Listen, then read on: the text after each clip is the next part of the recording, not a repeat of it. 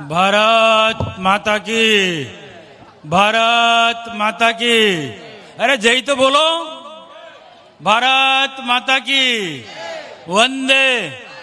दे मोंगरा माता की, दे मोंगरा माता की जय जय सीताराम। આજે આપણા ગુજરાતના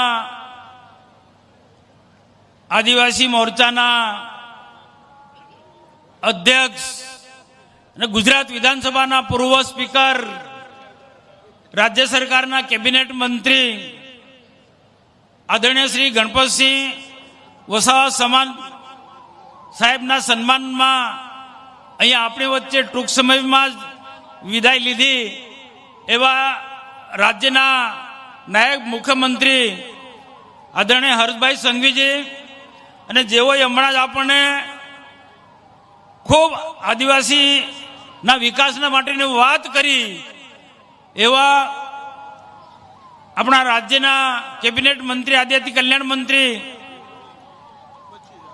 ભાઈ શ્રી નરેશભાઈ પટેલ, ઉપરાંત સમયના અભાવે બધાના સંબોધનમાં નામ નથી લેતો, પરંતુ મંચ પર બિરાજમાન સર્વે સૌ આદરણીય મહાનુભાવો, સંતો, મહંતો, ભક્તો, ખૂબ મોટી સંખ્યામાં ઉપસ્થિત મારા આદિવાસી ભાઈઓ તથા બહેનો, આ પ્રસંગે અમારું સૌનું સ્વાગત કર્યું અને કેટલાક નવા આમ આદમી પાર્ટીની કોંગ્રેસમાંથી જે લોકો જોડાવાના છે એમનું પણ અહીંયા નામોનો ઉલ્લેખ કર્યો એવા સૌ આગેવાનો, ઉપસ્થિત સર્વે ભાઈઓ તથા બહેનો, અને આપણો સંદેશો અન્ય લોકો સુધી પહોંચાડવાના છે એવા પ્રિન્ટ મીડિયા અને ઇલેક્ટ્રિક મીડિયાના સૌ મિત્રો.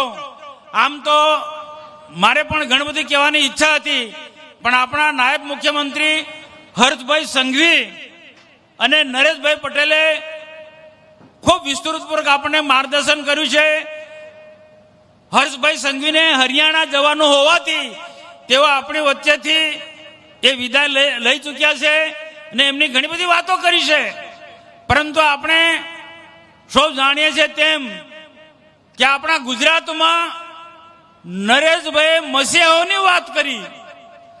આ ગુજરાતની અંદર ઘણા બધા મસીહાઓ જાતે ને જાતે બની બેઠા છે, પરંતુ ખરેખર સાચા અર્થમાં ગુજરાતના આદિવાસીઓના હિત માટે જો કામ કર્યું હોય તો આપણા ગણપતભાઈ વસાવાએ કર્યું છે.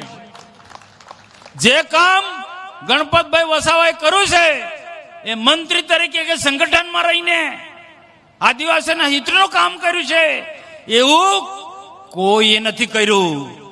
કદાચ કોઈને વધુ પડતી મારી વાત લાગશે, પણ હું કહું કે અમરસિંહ ચૌધરી મુખ્યમંત્રી હતા, એમણે પણ ના કામ નથી કર્યું, એના કરતા વધારે કામ આપણા ગણપતભાઈ વસાવાએ કર્યું છે.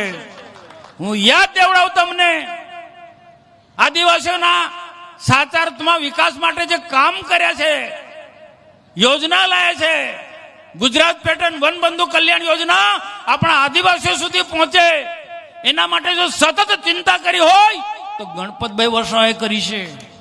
આદિવાસીઓને સિંચાઈની સુવિધા મળે ગુજરાત પેટર્નમાંથી, જંગલની જમીન આદિવાસીઓ વર્ષોથી ખેડતા હતા, આવા આદિવાસીઓને જંગલની જમીન મળે, એમના નામે થાય એ કામ કર્યું હોય તો આપણા ગણપતભાઈ વસાવા કર્યું છે.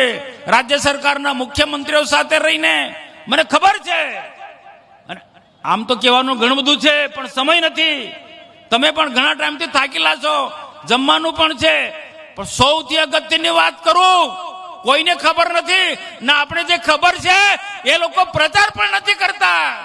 જે લોકો ગણપતભાઈ વસાવાની ટીકા ટિપ્પણી કરે છે એમને આપણે જવાબ આપવા પડશે. અને ભારતીય જનતા પાર્ટીના કાર્યકર્તાઓ, યુવાનોને મારી અપીલ છે કે ગણપતભાઈ આદિવાસીઓના હિતમાં ખૂબ ખૂબ કામ કર્યું છે. સૌથી મોટું કામ કર્યું હોય, મેં અમરસિંહ ચૌધરીનો દાખલો આપ્યો ને, કોઈને નવાઈ લાગશે, પરંતુ 1956માં કેટલાક ખોટા આદિવાસીઓ ખોટા પ્રમાણપત્ર લઈ અને આદિવાસીની સીટો ભરતા હતા, આદિવાસીની અનામત જગ્યામાં નોકરી મેળવતા હતા, ને 1956 થી એ સતત ચાલુ રહ્યું. વર્ષો સુધી આદિવાસીની જગ્યા ખોટા લોકો થી ભરાતી હતી. કોઈ પણ મુખ્યમંત્રી કોઈ પણ આદિવાસીએ પહેલ નથી કરી. પરંતુ ગુજરાતની અંદર ગુજરાતના ટ્રાઇબલ સંગઠનો, હું એવા ગુજરાતના ટ્રાઇબલ સંગઠનોને હું અભિનંદન આપું કે ખોટા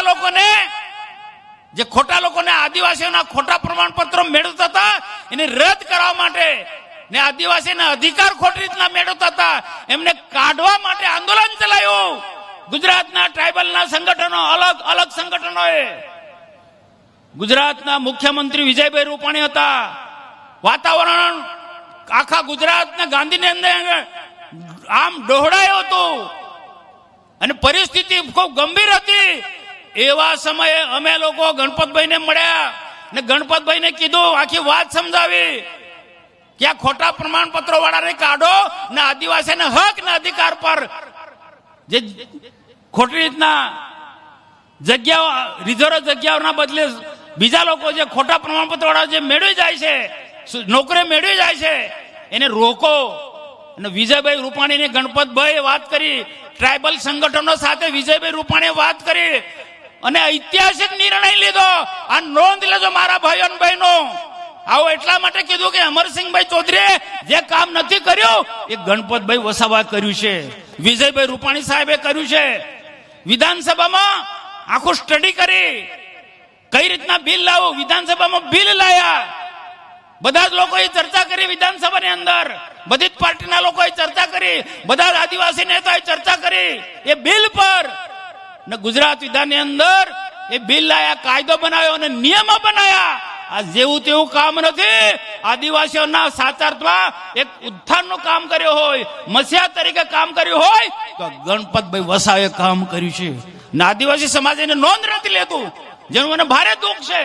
આજે ખોટા પ્રમાણપત્રો વાળાને જે સરળતાથી આદિવાસીમાં નોકરી મેળવતા હતા એ લોકો આજે ધીરે ધીરે ધીરે આજે આપણે કાઢી રહ્યા છે. એવા લોકોને નિયમો બની ગયા છે. હજુ પણ ક્યાંક ક્યાંક થોડી ઘણી ક્ષતિ છે. એમાં નરેશભાઈ પટેલ આગળ વધી રહ્યા છે. ગણપતભાઈ અને વિજયભાઈ રૂપાણીના સમયમાં જે કાર્ય થયું છે એને સાચા અર્થમાં આપણા આદિવાસી કલ્યાણ મંત્રી નરેશભાઈ પટેલ એને ફોલો, કારણ કે ઘણી વખત અઘરું છે. કેટલીક વખત સાચા આદિવાસીઓને પણ આ કાયદોના નિયમમાં થોડી તકલીફ પડે છે.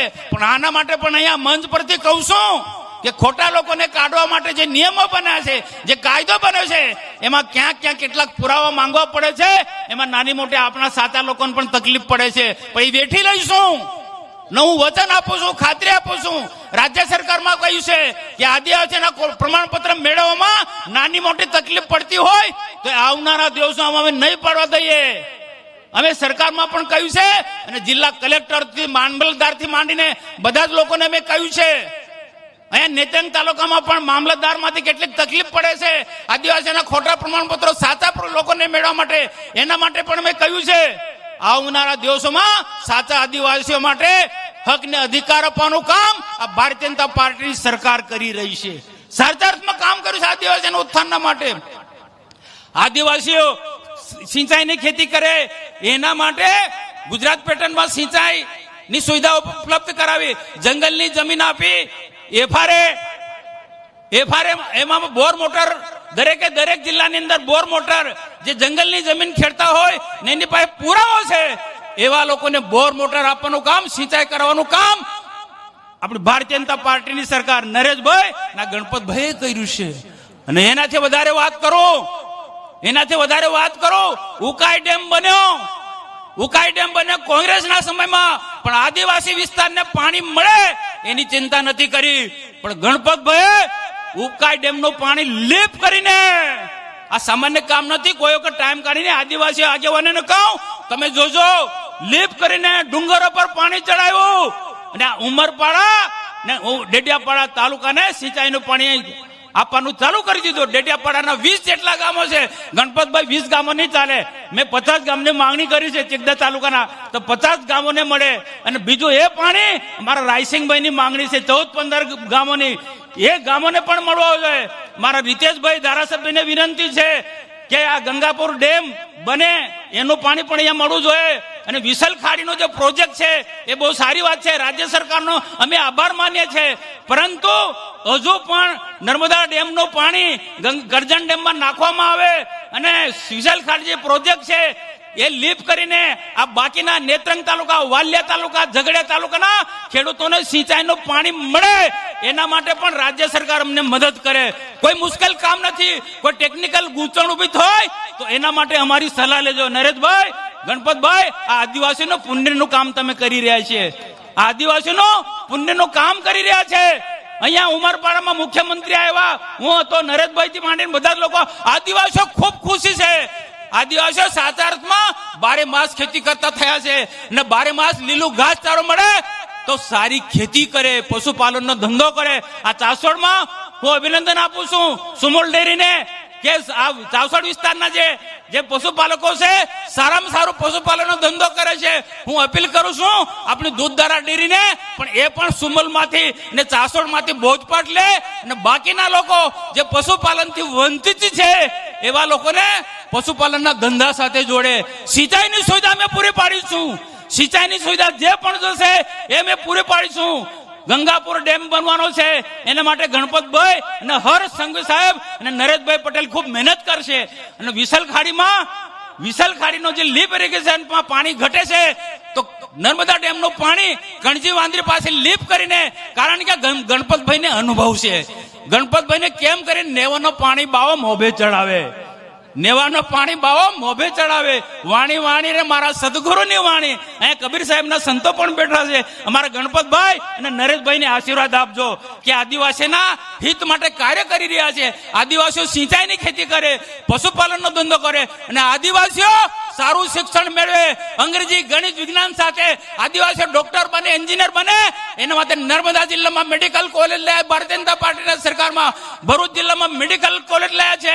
ગણપતભાઈ વાડીમાં મિલિટરી સ્કૂલ લાવ્યા છે.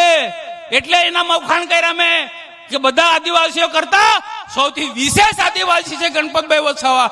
આવા ઐતિહાસિક કામો કરવાના છે અને હજુ પણ આવનારા દિવસોમાં આપણે કાર્યો કરવાના છે આદિવાસીના હિત માટે.